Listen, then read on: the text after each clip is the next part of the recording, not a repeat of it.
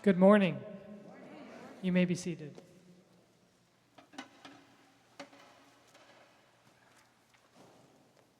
In 1997, climate scientists and economists gathered for a week at the University of California to answer an absurd but important question. Can you put a dollar price, on all of the services of ecological systems that contribute to Earth's life support systems? These scientists were fed up with the politicians who didn't see the value in taking climate issues seriously. So, this team analyzed 17 ecosystems with 16 different biomes across the Earth. They came to the conclusion that based on a generous estimate, the total value of Earth's natural resources came out to $33 trillion per year. These scientists note in their findings that this price would be just to maintain Earth's current support systems and doesn't account for any increased demand. Adjusting for inflation, the total value of Earth's resources today would be closer to about $66 trillion per year. Again, just to maintain the norm. When this research was published, the authors pointed out that the total value of all of Earth's natural resources would be almost twice the current global gross national product. In other words, even if you had all of the money in the world, you could not replace the value of the Earth. This research is both absurd and important because it points out the flaws in human understanding.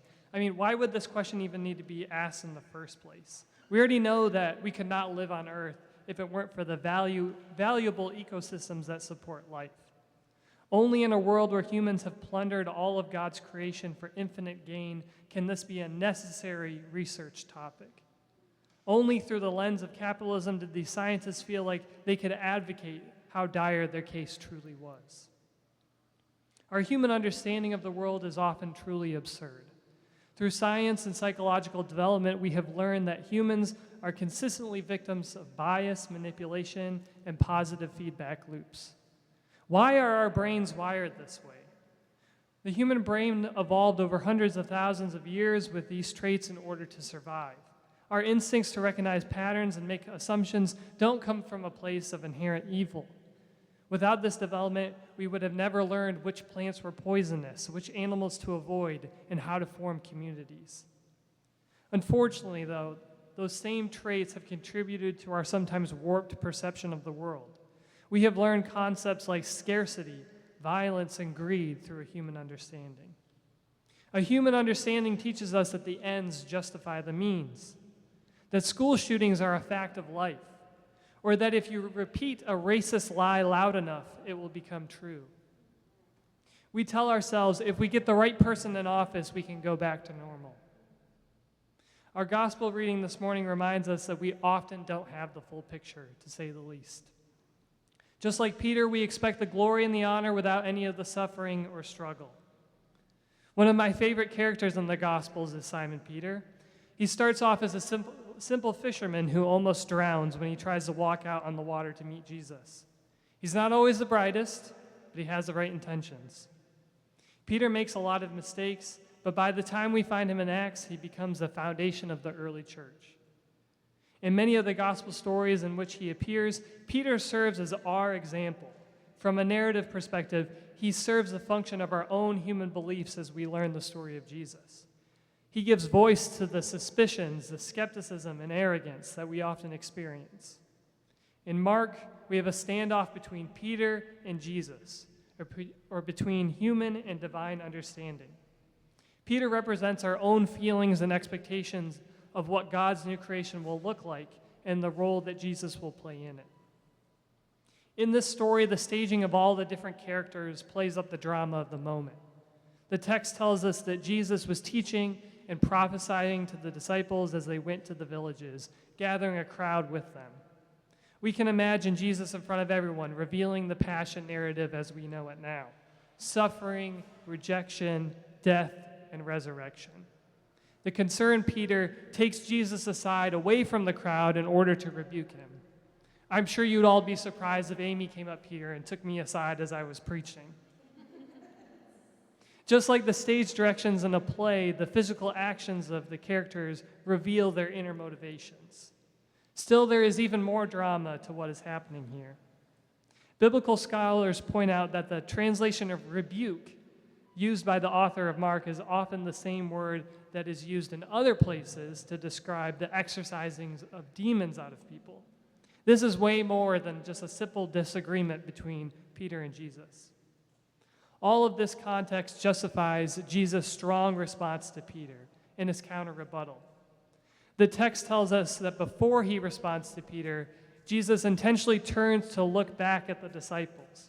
Before he even speaks, we know that Jesus is about to rebuke Peter and redirect the conversation back to the group. "Get behind me, Satan," invokes both the physical act of falling in line, but also taps into the spiritual dimension of this heated argument. We can never know exactly what Peter said, and we are left to draw our own conclusions. However, it is clear that Peter did not have suffering, rejection, death, and resurrection in mind when he was the only one who correctly called Jesus the Messiah. We can imagine that Peter wanted what he wanted, the glory of the kingdom, but he was not prepared for the work. He was not expecting Jesus to say, "If any want to become my followers, let them deny themselves and take up their cross and follow me." For too long, Christians have misinterpreted Jesus and used this teaching to cause harm. Maybe this morning you hear these words and are reminded of your own trauma. Pastors, preachers, and teachers have told others to deny themselves and take up their cross because it is God's will that they suffer. Even worse, they tell others that they should do nothing about their own suffering. This is simply not the case. Biblical scholars write, for Mark, the suffering experienced by Jesus' followers has a cause and a limit. The cause is the evil leaders, religious and politicals, who oppress those seeking truth. And the limit is the imminent return of the Son of Man at the end of the world. Remember that Jesus is trying to correct Peter here. Jesus is telling the disciples the road ahead will not be easy. It's not that Jesus has to suffer because of some larger deal with God. Rather, suffering is inevitable. But the story of the cross is that suffering is never the last thing. For example, what does it mean to take up your cross? The cross was the instrument of the state, capital punishment. Through Christ, the state-sanctioned weapon was reclaimed and became the symbol of resurrection, liberation, and life.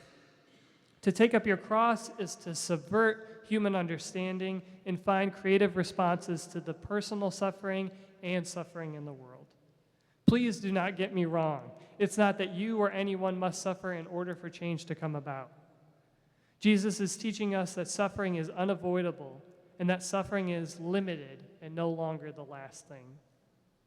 Remember that the author of Mark included this story for the early church, who anxiously awaited for the prophecy of the Son of Man that they imminently expected in their lifetimes.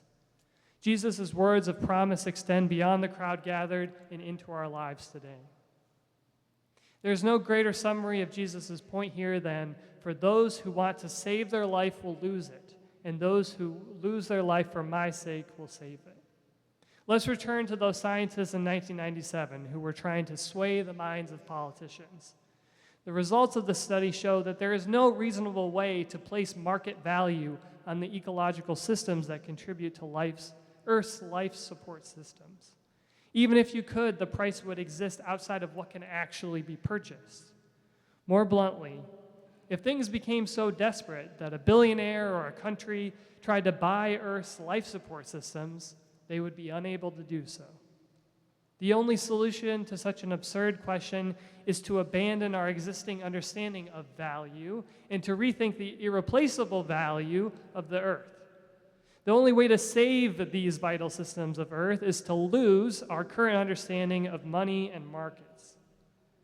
On a much more personal level, those who want to save their life often have to lose their old life in the process.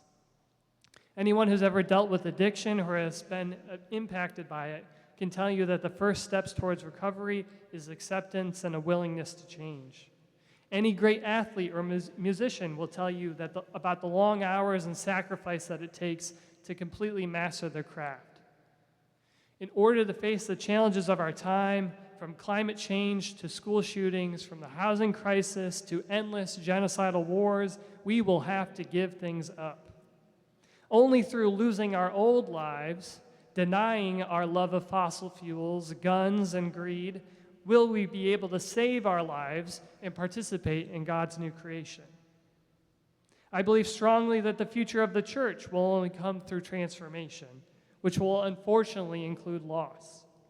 I'm sure that many of you here would give anything to return the state of the church, even just the attendance numbers, to what it was before COVID or 10 years ago or 20 years ago. I sometimes feel that way too. However, I wonder what the church has gained through that same period of loss.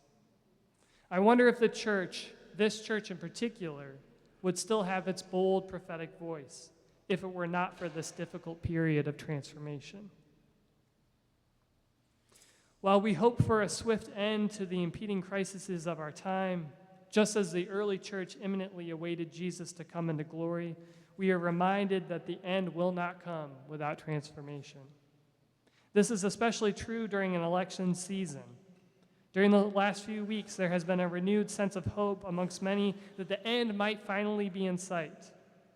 I imagine that Peter might have felt the same way, that this new Messiah would finally bring an end to the evil of the empire.